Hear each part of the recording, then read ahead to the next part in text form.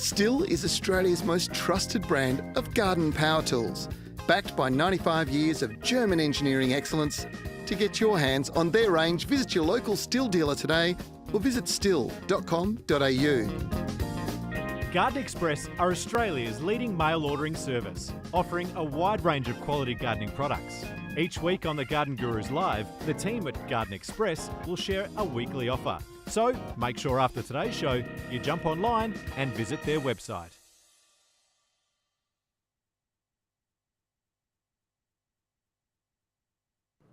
Good morning, everybody. I'm back in the chair. My name's Joanne, and I'm back in the chair for another great show of the Garden Gurus Live.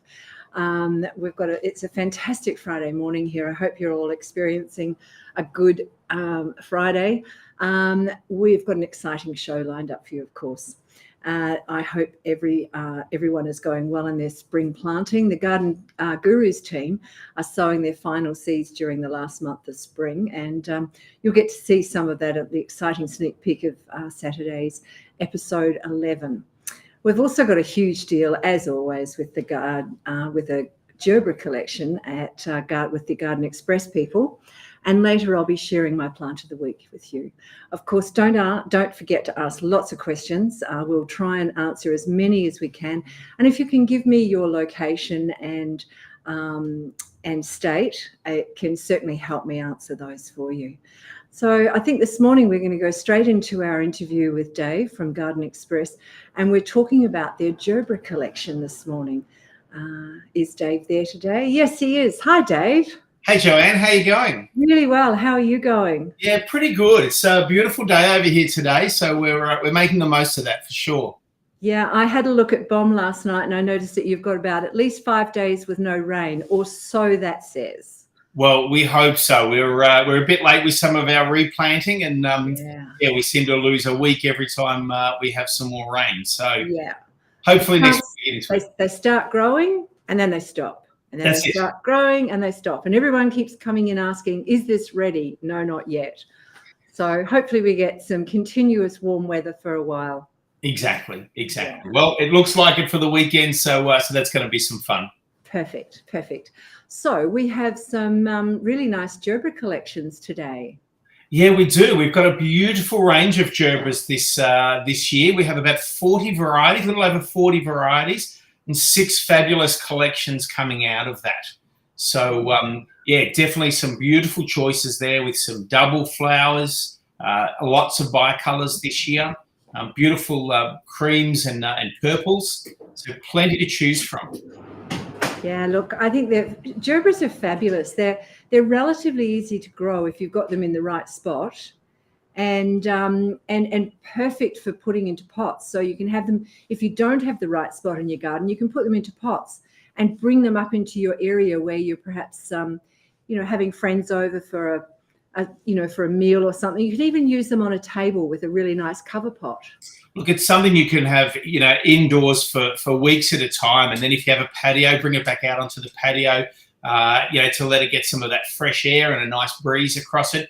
But just continually flowering, Gerberas will give you 6-7 months of flowering at a time. So, absolutely a great value plant. And then, as you say, you probably just want a free draining spot in the garden so the roots and the rhizomal activity doesn't get too wet. And a good breeze, a bit like a rose, you don't want any spots and that to occur on your leaves. So a breezy, open position, good drainage, and the Gerberas will love you for it. Yeah. So I guess the only thing I would say about the wind is I'm in a position, I grow them in my back garden only, because in my front garden, I actually get the really hot wind. Like, I don't mean breeze, I mean a wind. Yes. So they don't like that, do they? So breezy, but not overly windy. Yeah, you're quite right with that. But then that's probably true for a lot of, fleshy flowers. The too much of a breeze, you can sort of burn the tips of your flowers. And also your foliage if your breeze is a bit too hot. Yeah. But certainly, that open, airy space is what you need for them. And then, of course, the blooms, they last for weeks in a vase. So it's a great. They're fantastic. David, I don't know what it's like in the east actually for Gerberas, but I know over here, as much as we've got some wonderful growers, we don't see a lot of Gerberas. I find it really difficult to buy them in for customers. they come in only a certain time of the year, and it's more often those little short ones, which are really cute and nice. But these are the long-stemmed, elegant ones. So I think if you're looking for a good variety, it's well worth coming into Garden Express and getting that deal. I think that you're right. I think that the varieties that we feature in the Gerberas are sort of the ones that cut flower growers use. And we have got Garvinias, which are a bit shorter and more blooms, more stems of blooms, I suppose. And then the pot culture varieties are really quite short. So that you see a lot of is the pot culture varieties. But for these long picking stems, and therefore the diversity of colour is so much better when we go to the cut flower ranges. So so that's what these, and I'm really surprised because down Albany way, but even Perth wouldn't be a bad growing climate for Gerberas. No, it's not. It's absolutely not. And I'm not sure what it is with the growers that they don't grow them. So I think if you want something that's a bit diverse, a bit different, a bit colourful, and you've got that lovely long stem, I think people have just got to come to Garden Express. I think so. And you've got to bargain with them. Well, that's what we try and do, and of course we're steeped in the history of working with cut flower growers and being, growers of flowers ourselves. We kind of know that industry quite well as well. So, some of the roses probably don't cross paths too good with the nursery industry because a lot of roses are bred purely for indoor glasshouse growing. But a lot of the varieties that we're able to bring are as a result of our relationships with cut flower growers and breeders. Well, it's great. And I know you've got a special on these also, as always. Yes, actually. So what we've got is we've got these beautiful collections available for the viewers, and that's a saving of 20%, 3 plants for $30, but 6 different collections to choose from. So it's wonderful. Look, I think at that price, you've just got to have one of each. There's too many to choose from. I'd love to say that, but I don't think that's really possible. Yeah. I'm a massive fan of bicolours and doubles. So there's one called Tracy in there that's just delicious. Eclair is another one of my favourites. So there's so many options. I'll have to look those up and see what your favourite is. I found it really hard. I had a good look at them last night on your website, and it's really hard to choose. Honestly, I would have to take at least 3 or 4 packets of them, different collections, because what do you choose? I think that's it. It's the temptation of it, isn't it? But you can create some really nice. Gerberas tend to blend well together, so they don't really have opposite colour. I mean, there's yellows and reds, of course, but there's enough colours to give yourself a nice little palette of pastels or your mauves and purples and things. So there's just some beautiful choices there, and I can't rave enough about them because as many things are, one of my favourites, Joanne. Yeah, I know. It's hard, isn't it? Like, what's your favourite? Well, it depends what's happening that week, really, doesn't it, when it comes to plants? Yes. When something's dying off and I want something new coming up, there's my new favourite, something that will in the next couple of weeks. Absolutely. Spoken like a true plants person there, David. That's it. All right, look, thanks very much for joining us again today, and thanks for the great deal. I think everybody should get onto that and enjoy some Gerberas in their garden and in their vases. Absolutely. A great time for it, and realistically, flowers within 4 to 6 weeks of planting. So get in now and you'll have this beautiful arrangement for Christmas. And as you said, with the pots, you could pick some there that some varieties that would look really good home decoration indoors as well. Well, if it only takes that amount of time, you've got time to really get them up and flowering for Christmas and have them on your Christmas morning table or something. They really look fabulous. Absolutely. Obviously for us, spring's been a little bit behind, but over there, I'm sure that you're enjoying a really nice spring. And I know that our Garvinias in the greenhouse at the moment are full of blooms right now. So we're shipping them out with blooms on them. The Gerberas are a few weeks behind that, but very soon. Yeah, perfect. Thanks for your time this morning. Really appreciate it, David. And we'll speak to you next week. Wonderful talking to you, Joanne. Thank you. Thanks, David. Bye, everyone.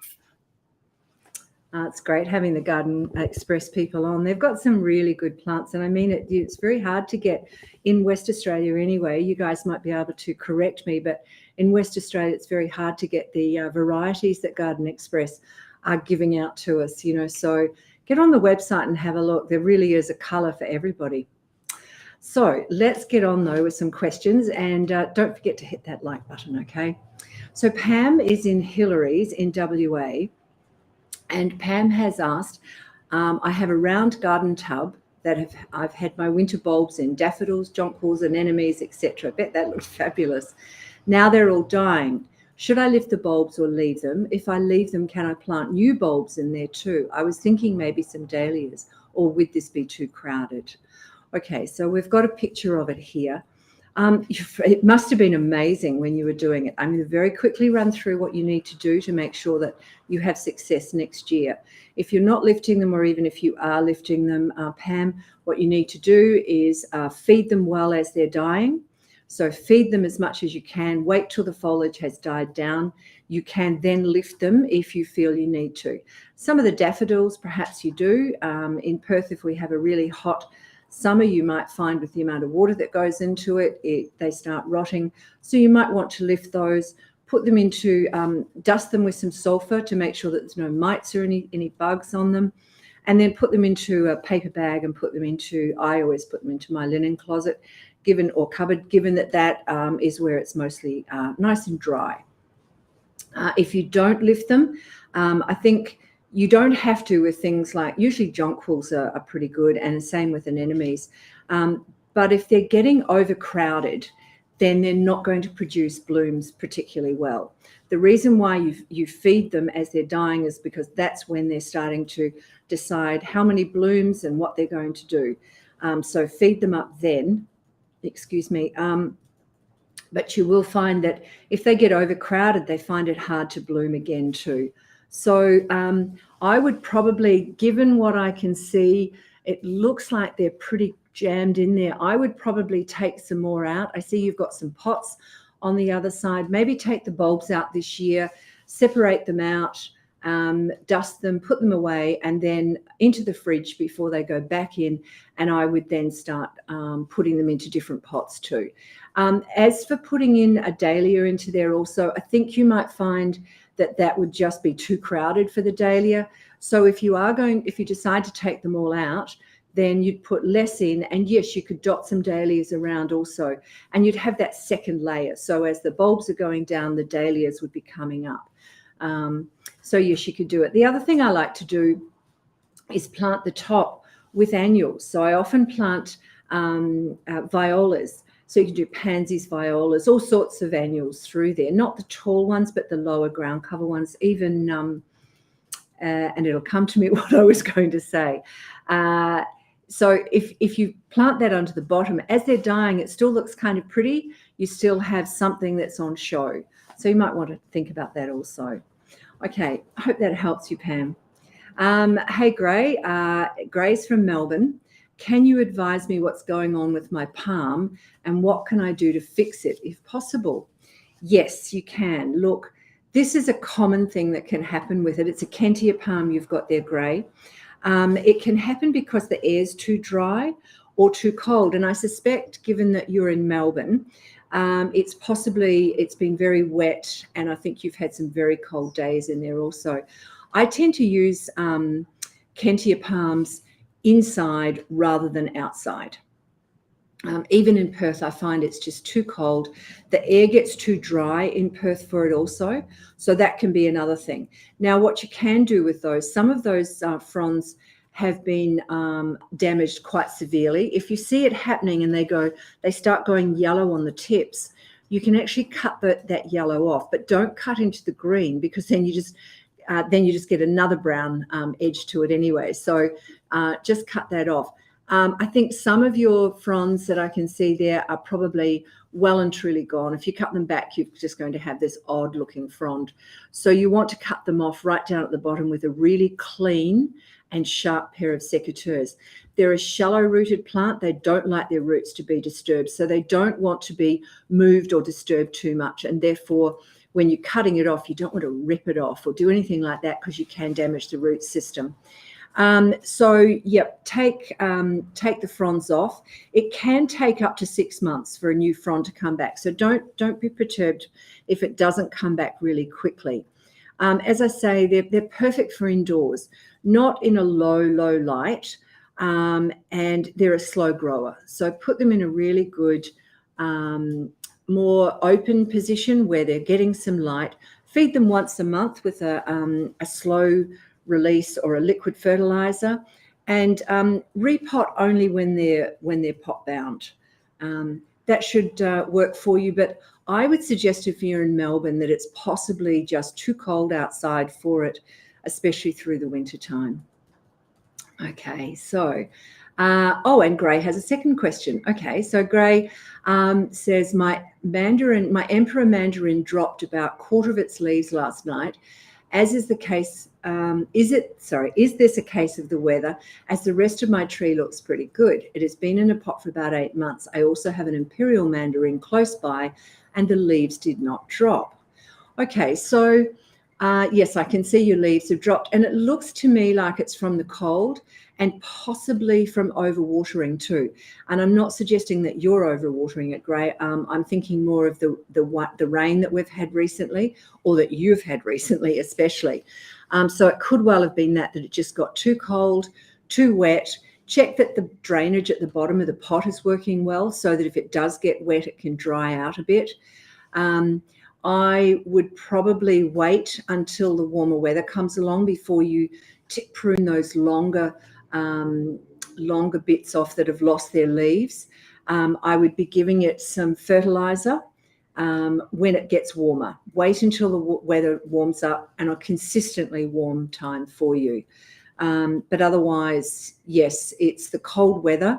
Now, you mentioned that the other one, I think you said Emperor or Imperial Mandarin, hadn't done that. I wonder if that is closer, if it's got more shelter.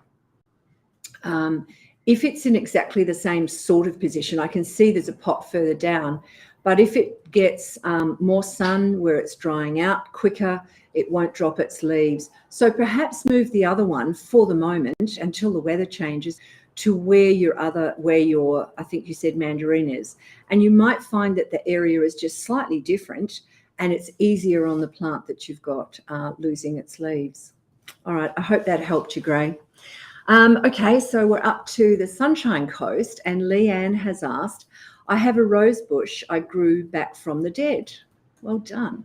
I cut away dead roots and repotted it in new soil and fertilizer. It just keeps growing but hasn't got any buds or flowers.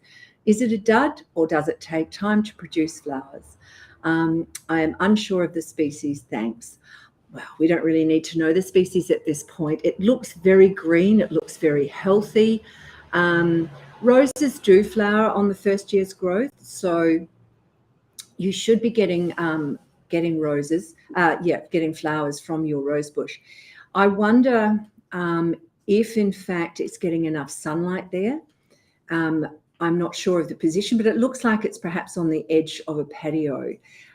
Perhaps it needs more sunlight. It's quite large for the size of the pot it's in also. And you'll be able to tell whether it really needs potting or not. I mean, it looks large, but it may be that the root system is not so big that it can actually sit in that pot. Squeeze the pot and see if there's any movement in the pot. If there's not a lot of movement in the pot, then you possibly need to repot it. It looks to me like it's in about a 305 millimeter pot. Try putting it in a 400 if it's tight in the pot. So the other thing you need to consider, I noticed that you put it in fresh potting mix, which would have had some good fertilizer in it also if you've used a premium potting mix. But if you've used a premium potting mix and a fertilizer, you might find that you've over-fertilized it and it has too much nitrogen, in which case it'll go beautiful and green, which it is. It looks like it's in really good health. And it will also grow like the clappers. So the nitrogen will force it to grow as opposed to having nice flowers on it. So perhaps look at the fertilizer, look at the sunshine as to how much sun it needs. Probably needs a good 6 hours of full sun for it to grow particularly well. And then just make sure that it's not overgrown in the pot already and that you may need to put it in another pot. So get back to us and let's hope it produces lots of beautiful flowers and they're the colour that you like.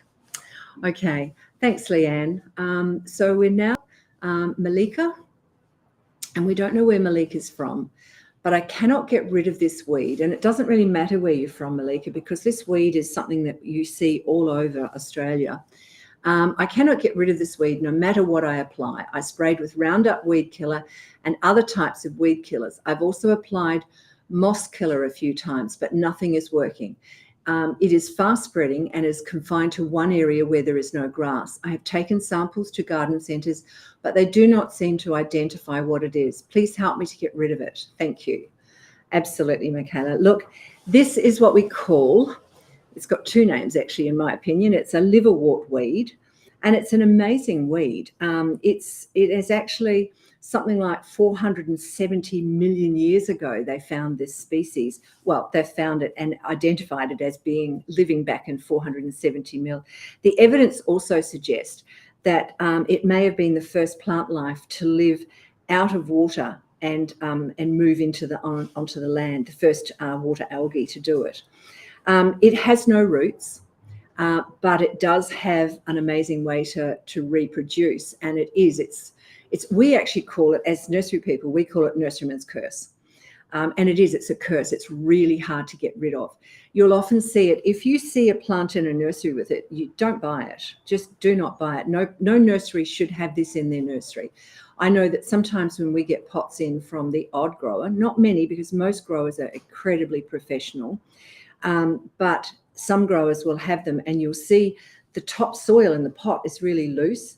And what they've probably had is the liverwort or the nurseryman's curse, and they've taken it off with their hands and then plonked more soil on top. But what happens is, as you move it, it does end up then throwing spores out, and it just reproduces, and it goes on and on and on. So you never get rid of it. What it likes is a moist, darker area. So if this happens to be in a darker spot and it's moist, as I can see that it's moist, and we don't know where you're from, but I would suggest that most of us have had quite a wet winter, and that's why it's continually to go.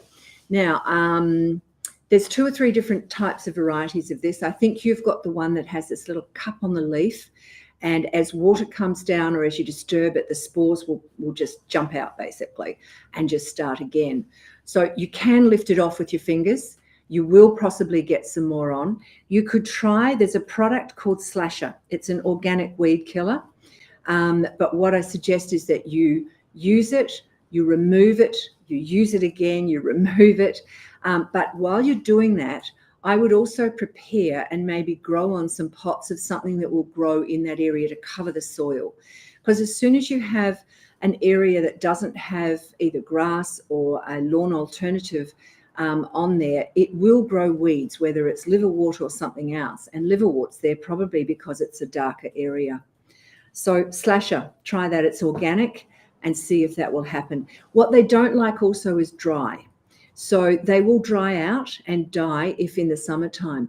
But as I said, if this is in a moist area or an area where you need to retick all the time, you're going to find that it'll keep coming back. So you're going to need to be on top of it and just work with it. Just keep working with it and you'll get rid of it eventually. Nurseryman's curse, that's what it is. All right. So Susie is in Wangaratta in Victoria. She says, hi there. Hi, Susie. Are you able to tell me if the elm leaf beetle washes off in the rain? I cannot find any info on the internet. Yeah. Look, elm beetle is such a problem in Victoria and sort of south, probably around the Adelaide area also. It's not an easy one to deal with. I think you'll find if you try to wash it off with a high-pressured hose or with thinking the rain that you've had recently might have done some good for it, I think you'll find that they just find their way back, excuse me, that they find their way back onto the tree. I don't think that's the answer, but I think it's a really important one that we address because it is doing a lot of damage to the environment and especially to the trees.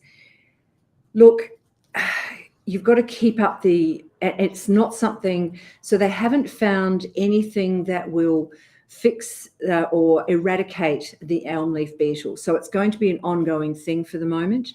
I haven't ever found anything in a natural way to use it, to use. There is a product called, and I may have this wrong, but it's imidacloprid. I'm going to spell it because I don't think I've said that correctly. imidacloprid. I cheated. I've got that written down because I knew I wouldn't remember how to spell it. Now, that was the active ingredients that was in Confidor. And as we know, Confidor's been taken off the market because it was doing a lot of damage to the bees. And that's what is going to happen. So if you have anything else growing underneath your tree or around your tree where the drift could get it, you are going to cause problems, and you're going to kill off some of the good insects, the predator insects and things. So you need to be really careful about when and how you do this. There are products out there with this particular active constituent, active ingredient at least in it. But when I look at that ingredient, there's nothing there to say how to treat elm leaf beetle. So you need to do some research on that and make sure that you've got it correct, because it is a product that can do damage to the native predators, the good predator insects. My opinion would be that if your tree is 40%, I don't know how big your tree is. If it's a tiny young tree, go for it, have a go, see what you can do, but be very careful about it. If it's a large tree and at least 40% of that tree is affected by it, I would more likely look at your budget and maybe plan to have an arborist come out, have a look at it. Even if you pay the arborist for a consultation and you learn from that arborist how perhaps to do it, and if you feel that it can be done through that, then I would move forward and then you can do it. But otherwise, engage a professional to do it. It can damage and it can move on to other trees in the neighbourhood and things too. So it's good that you're being responsible about it, but just take it that step further maybe if you feel that you can't look after it or can't control the beetle. Good luck with that, Teresa. That was a good question, actually. Hello, Tyson. Tyson's from Victoria. He's one of our regulars that comes on each week, and he's asked, can I please plant native iris, purple flag, wildflower seeds in the ground or somewhere? Can you please give me some tips and advice? Tyson, I'd be planting those into some, the seeds, I'd be putting those into some smoke crystals that you can get. I think we talked about this maybe last week or the week before. We talked about Angus Stewart's new seed range, and he's also got a smoke packet in there. So you probably want to smoke them, or at least soak them, scarify them, sandpaper them, and then scarify them. Put them into, say, some cotton wool if you're not going to smoke them, and then once they start germinating, you can put them into the ground. I'd probably be putting them into maybe some very mild seed raising mix or a very regular plain potting mix. Don't go and buy a real cheap potting mix, because it's just still going to be working its way, and you'll find that it actually gets quite hot when you put those sort of potting mix into the pots, and then plant it out from there.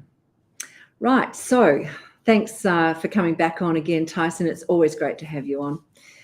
So now we've got Dr. Buggerlugs, and he's going to Dr. Daryl Hardy's also known as, but I like to call him Dr. Buggerlugs. And he's got some advice here on aphids. We get lots of questions on here about aphids, and if your roses are looking a little worse for wear with some bugs on the top, then keep seated and watch this clip.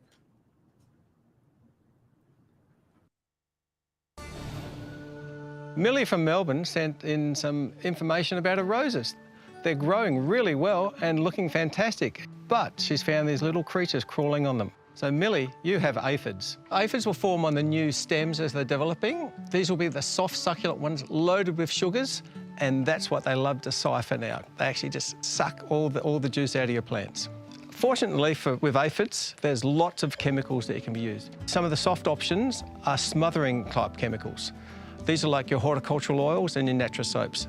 So when gardeners are looking for pests like aphids and they find something unusual on a plant, they need to consider that might be a biosecurity threat. Biosecurity is a shared responsibility. They should take action. They should actually use something like the My Pest Guide Reporter app. Simply download it and take a couple of images and send them off. You'll get a response within 24, 48 hours if it is a problem, or you might even find out what pest it was you're looking at it. It's great to get that information, isn't it? All right, so we're going to head into now doing the plant of the week. And if you looked at the promo, you would know I decided today we would be doing tomatoes. And I thought I would bring in some really interesting different tomatoes that maybe you haven't thought of growing. So I've got here the pink Thai, the green zebra.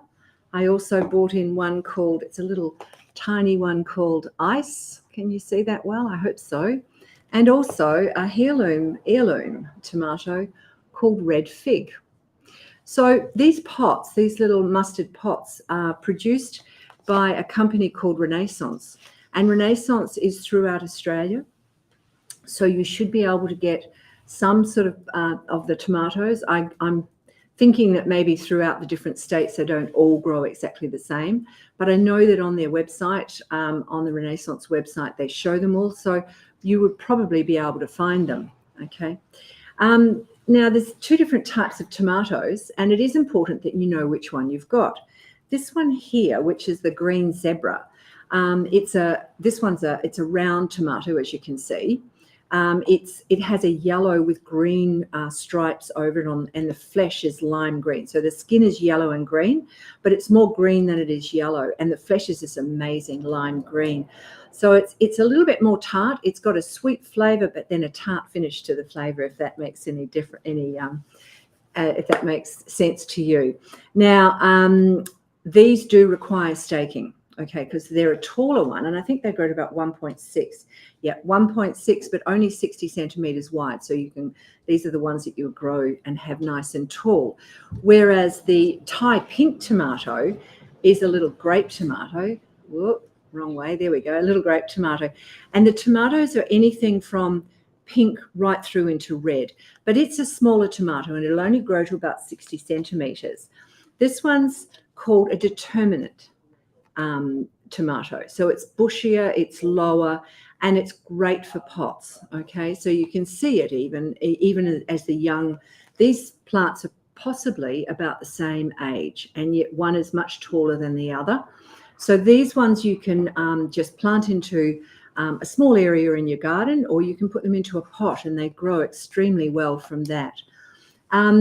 Whereas this one here, which is your the green tomato I was talking about, the green zebra it's known as, this one is an indeterminate tomato, and it is going to need to be staked or put onto a trellis of some sort, okay?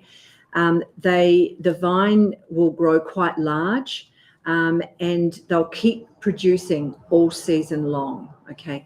These are the ones that you also need to take off the little bits in between here, and none of these have grown yet because they're such a young plant. But if you see here, this is your main stem coming up here, and then this is your leaf. Then there'll be another leaf will grow in here. This is what you would pick out, all right?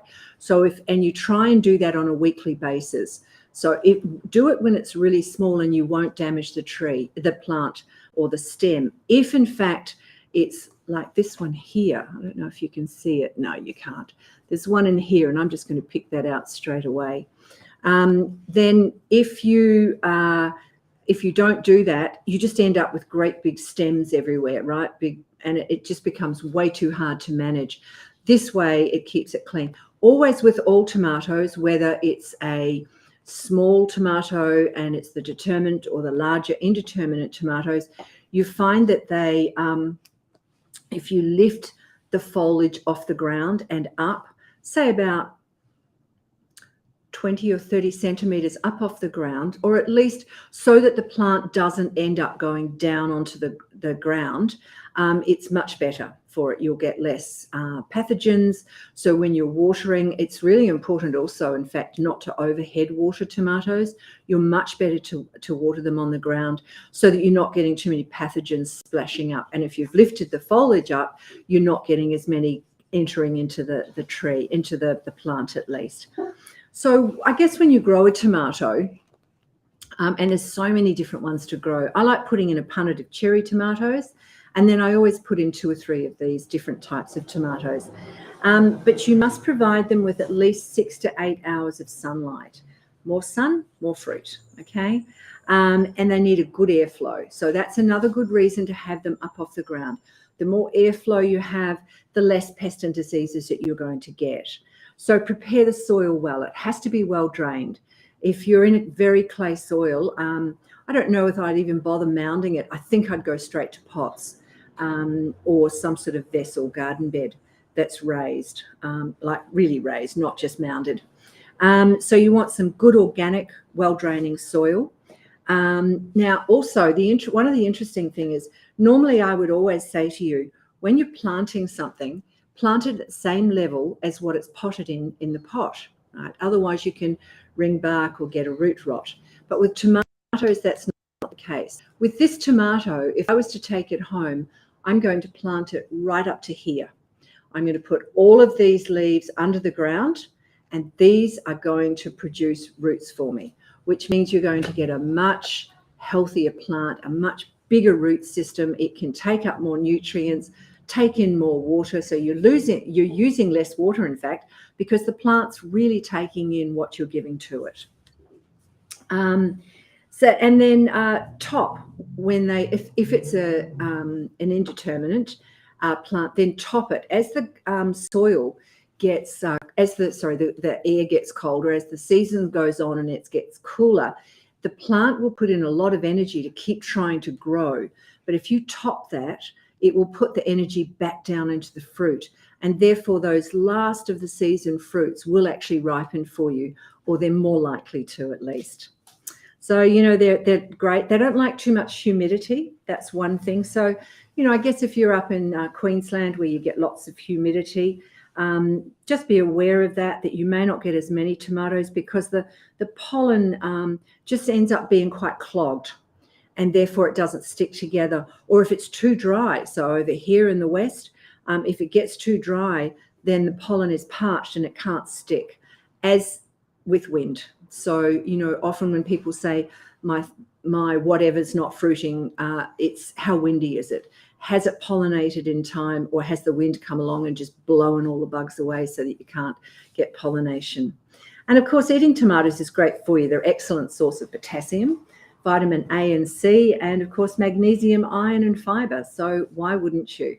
So get down to your garden centre or into your hardware shop and have a look at the little mustard pots from Renaissance growers, and they're generally very good growers too. Okay, so that's my plant of the week today, and now we're going to have a look at a sneak preview of episode 11 of the Garden Gurus show. Let's have a look at that. G'day folks, welcome to the Garden Gurus. I'm Nigel Ruck, and we've got a beautiful show for you this week, full of great gardening ideas and advice. Fashioned this material called Oxy Shield into a range of hardscape pots, planters, screens and even tree guards.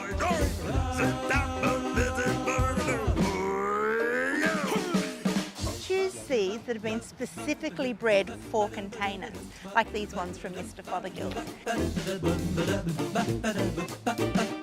With all the essentials. So you've got an air filter, you've got a fuel filter, and also a spark plug. It only takes a few minutes to change them out.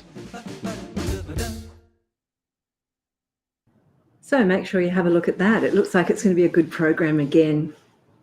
Okay, so we're back to some Q&As. Let's see how many we can answer today.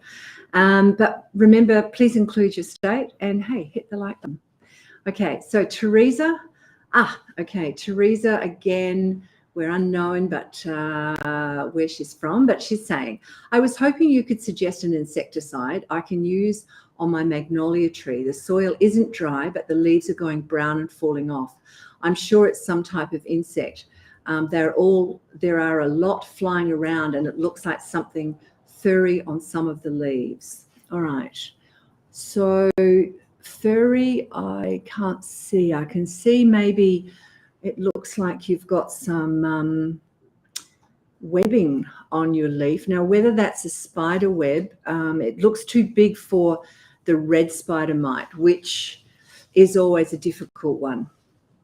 I don't know of red spider mite getting into the magnolia with such a big web, but have a look at that. I can see that you've got some munching is going on the end of those leaves, and I would suggest that you've got caterpillars. I know that down at the nursery, I went down there last night, and it was just as the sun was going down, and it was amazing. There were moths everywhere, especially around the lights.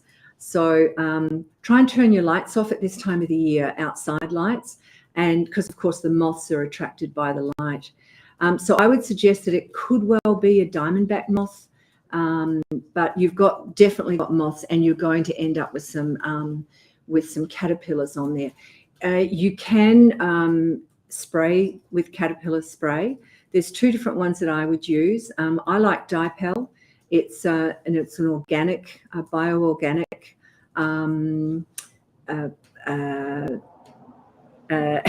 Oh gosh, it's a bioorganic insecticide. Sorry about that. So try that, and that might help with that. The brown leaves are at the bottom, I can see. I can't see any at the top. And I would think that if being a magnolia tree, the evergreen magnolias do tend to go yellow and then drop the brown leaves at the bottom. And that's quite a common thing. You'll quite often see it, especially at this time of the year. I wouldn't be too perturbed about that. Just make sure that you've got a good watering regime on them, and that you attack those caterpillars so you don't get too many ugly leaves. Don't be too perturbed about the brown leaves. They should be okay. Look, if they're brown from the top, then I think you've got something to worry about. But down at the bottom, it's just the old leaves, and they're shedding some of their leaves. All right. Now, Norella's in Sydney. Why is my hibiscus bush turning yellow? Two or three things. It could be that your hibiscus is in not enough sun. It could be that it has got too much water over the last few weeks. If it's just the lower leaves down lower to the ground, so the older leaves, it could just be shedding them to grow some new leaves. It could also be that if they're turning yellow and they're more yellow nearer the top, that you're lacking some trace elements in the soil. And because we've had so much rain, or you guys especially have had so much rain, it washes a lot of the nutrients, or can wash a lot of the nutrients out of your pots and out of your soil. And therefore you need to feed them again. Now, I guess that the warm weather's starting to happen, so this is a good time for you to now start to feed. You can buy there's a really good Searles product called Hibiscus and Bougainvillea Fertilizer, and it's really well worth having a look at that. Grab some of that and see how it goes. All right. So now, Margaret is in Belgrave. I'm not sure where Belgrave is, but you're growing rhododendrons and azaleas. Perhaps Melbourne. And when is the best time? Margaret has asked, when is the best time to prune azaleas and rhododendrons? Also, when do you cut back daffodil leaves? Okay, let's start with the easy one. And that is, well, they're all easy-ish. But let's start with the daffodil leaves. Don't cut back the daffodil leaves. Let it die down, feed it. That's when you feed your daffodils, because that's when it decides how much it needs. So if you give it good fertilizer as they're dying, as soon as they've gone brown, then you can literally just pull those off. You don't have to cut them back. And you can either leave your daffodils in the ground or lift them, as I said before. As for pruning your azaleas and rhododendrons, azaleas, a little bit like gardenias, and to be honest, I'm not too sure about rhododendrons, but I think this is similar with them also. that if you tip prune those as they're flowering and as they're doing their growing season, they'll remain really compact and bushy. They won't get that long legginess that you can get on some of them if you don't prune them. So prune them as the season's going through. Tip prune them. Take the flowers, use them inside. They actually last a long time, both of them inside. You can lay them with the stem that you've cut off, the little branch. You can actually lay them into a saucer and just have them sitting on a table in a saucer. They look really pretty. And then I would, after flowering, when the main flush is gone, I would then prune it to shape it. Take anything that's dead, any branches that may have died or are looking a bit diseased or just not looking great, cut those out. Anything that's too close and really up tight to another branch, you might want to choose to cut one of those out also. But after flowering and during flowering, to keep them nice and compact. Thanks, Margaret. So we're in Sydney, and Jeffa has asked, I have two questions. First, my citrus trees are forming fruits, but they all drop, but nothing left on the tree. It is 4 years old. Let's start with that one then. So the citrus plant, and when citrus falls off, it's often an inconsistent watering. It can be that. It can also be, so if you really, citrus are like children. They like consistency. They need to know their boundaries. Okay, so what you want to do is make sure that if you, let's say, water 3 times a week, and it's Monday, Thursday, Saturday, then do it Monday, Thursday, Saturday.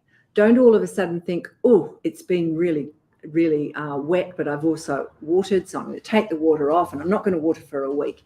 You need to be consistent with your water, but not overwatering, obviously, because overwatering or underwatering, you can drop your plant. So you need to be able to understand the water. Go out, put your fingers in the soil, make sure that you feel whether it's wet or not. If it's wet, don't water. If it's dry, then give it the appropriate amount of water that it needs. They can also, if you over fertilize them at the wrong time, if you fertilize them when the flowers are coming up or when they have flowers on them, you'll find that that they will drop also, that sometimes they'll start forming and then they'll just drop. So you can do that. You might need to look at putting some trace elements on your tree. It may be that it's lacking, and you'll see that in the leaf. If it's lacking minerals, the leaf will have, generally with citrus, the most common one is dark green veins and yellow in between. Get some trace elements and get that onto the tree. You may find that this year you're going to have the same thing happen, but you may be able to get onto it quick enough and it will do something for you. You know, the other thing though is that a 4-year-old citrus is not that old. You don't mention that you bought an advanced one. So when you buy citrus at the shops, at the garden centre, they're generally about a year old. And we always say, 3 to 4 years old before you let them fruit really well. So in fact, your tree might just be doing the right thing for itself, that it may be quite healthy, but it's still doing it.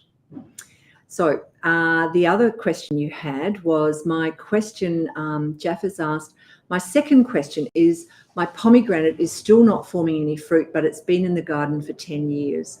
Well, that's really sad because they're the best plants, aren't they?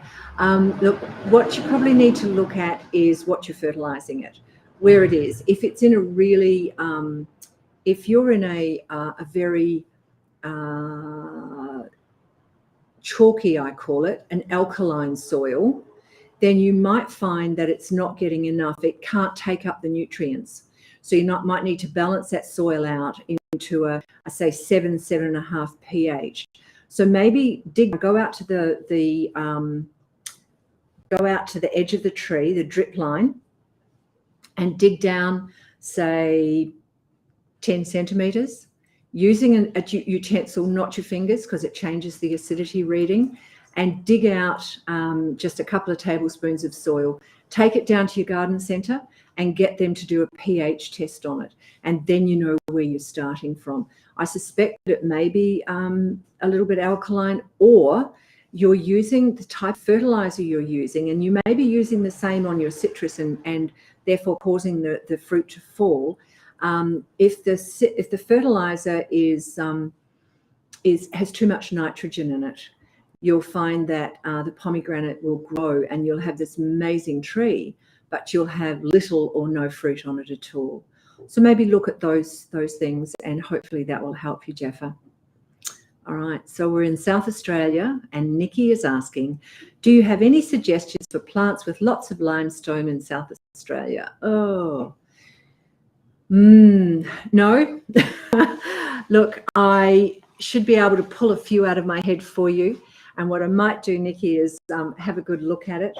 I guess what I would suggest to you is there are plants that do grow in a limestoney, but not full-on limestone. You're still going to have to put some good compost into the soil and try and change it slightly, because when it's too limey, when it's too alkaline, nothing grows. I'll often say to people when they come in and they've said, I've tried 4 or 5 different plants in this one area and nothing will grow. My next question is often, are there weeds in that area? And if there are no weeds either, then you find that the soil is dead. There's no microbes in the soil, or it's highly alkaline. So I think those are the 2 things that maybe you need to look at also, is reduce the alkalinity as much as you can and get some other things. But what I will do for you, Nikki, is I'm sure this is coming in off the Facebook page, and if not, I'll get your email address off the producers, and we'll get back to you with some suggestions of what you might be able to do. Also, if you're in South Australia, there's some fabulous garden centres there, and they know exactly what will grow in your area, more so than what I will also. But I'll get you some suggestions. All right. We now have a question from YouTube from Down Under Fuller. And Down Under Fuller says, I'm in Mackay, North Queensland, and my garlic didn't bulb. Is that from infrequent watering? We also had lots of long rain events. Probably overwatering. It might be that you didn't feed it enough. There's been a couple of those I saw come up on Facebook also, where their garlic just didn't bulb enough, didn't come into a really full. So they've got these little tiny, maybe 3 segments on them. I would suggest that they need feeding quite a bit. I grew some garlic this year, and I was feeding it once every 2 weeks and I used Eco Vital, but you could also use something like Power Feed. It's a common one around Australia, Power Feed, and use some sea salt in it also, and build up the microbes, or some really well-balanced fertilizer like Sabrina Hahn's Grow Safe, where it's full of minerals, it's full of microbes, and it will certainly help everything to grow better. Hopefully you get better next time, but I think it's probably more from the infrequent fertilizing or not enough fertilizer. And of course, because you guys had so much rain and like long rain events, they were real incursions, you find that when you do have a really hot incursion or a really wet incursion, the microbes in the soil reduce. We all know there's billions of microbes, but when you're trying to grow vegetables in it, you want maximum you can get, because it's the microbe that takes the fertilizer to the plant. And therefore, if you're getting a long rain event or a rain incursion, then yes, you probably find that there's less microbes, less feeding happening, so you have to put a little bit more fertilizer in there. I hope you get better garlic next year. There's nothing nicer than growing your own garlic and ginger and turmeric, all of those sorts of root vegetables. They're fabulous. So we've got another question from YouTube, and it's Rajesh from India. Hi, Rajesh from India. That's fantastic. Do you have any suggestions for lightweight pot mixture for chrysanthemums? You can lighten it with things like perlite and vermiculite. So you can add that to lighten the mixture for you. I'm not sure what you have in India, Rajesh, but buy a really top quality potting mix and then lighten it up with some perlite, and that will help with the drainage and so forth also. If you've got potting mix that you can't lighten up, or you don't have a good potting mix, you might want to put some stones in the bottom of it, or get some really fine gravel and just put a little bit into the potting mix. Not much at all. So thanks for your question. I think that's, for me anyway, that's got to be the first from India. Okay. All right. So, but we're now down in Pinjarra. So we're back in WA. And Kathy from Pinjarra has asked, what is the best cover for fruiting trees? I have some peaches and don't want to stop the birds, but I do want to use bird netting. I have some peaches and want to stop the birds, but do not want to use bird netting. Sorry about that. I got it all wrong, Kathy. Okay, so you can use netting, but if you're not wanting to use netting, then you can buy individual bags that you can then cover just the fruit.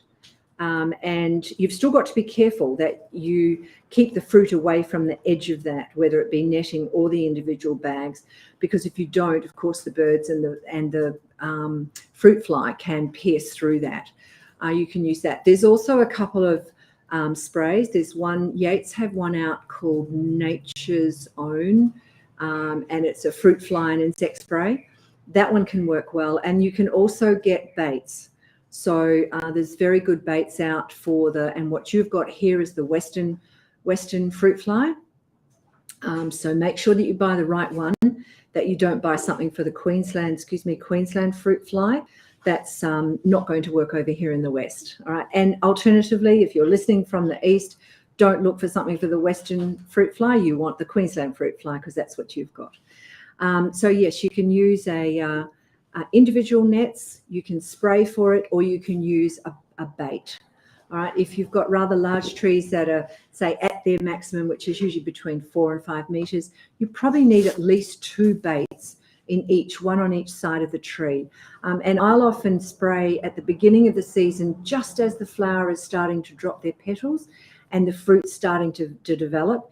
If you spray some of the Yates spray onto one side of the tree, it attracts the fruit fly from the yeast and the sugars in it, and you can see that you've got them, and then you know you have to act. If you leave it too late, it's too late and it's gone.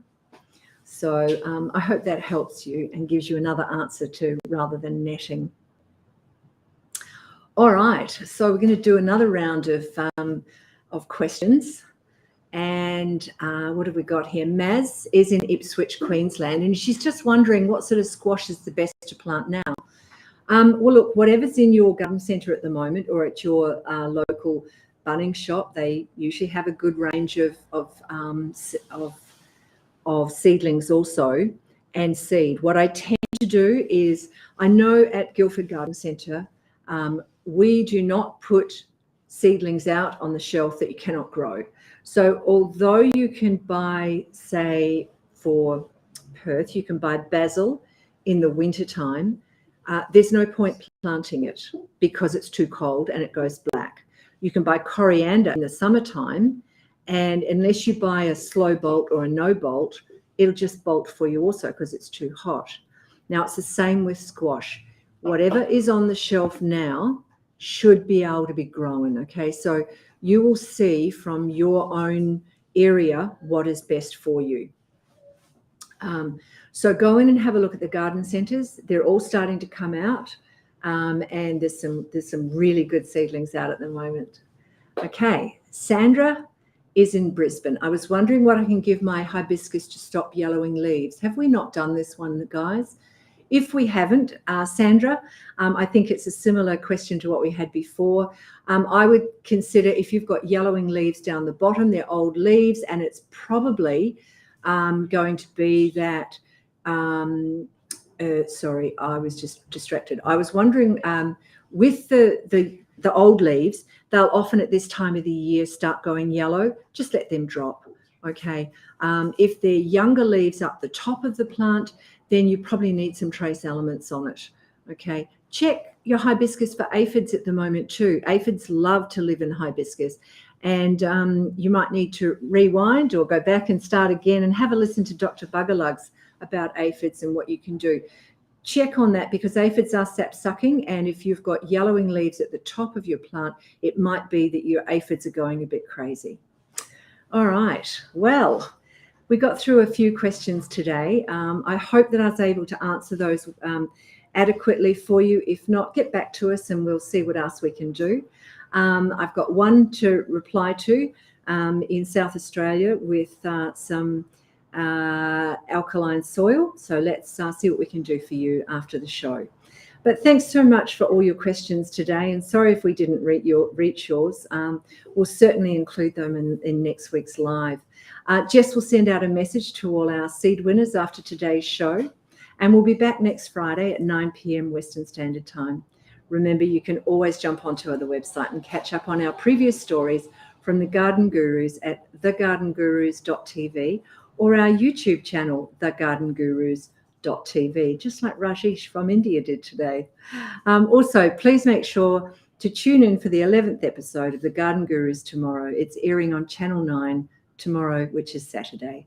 Happy gardening, everyone. Have a wonderful week. Thank you. Still is Australia's most trusted brand of garden power tools, backed by 95 years of German engineering excellence. To get your hands on their range, visit your local Still dealer today or visit still.com.au. Garden Express are Australia's leading mail ordering service, offering a wide range of quality gardening products.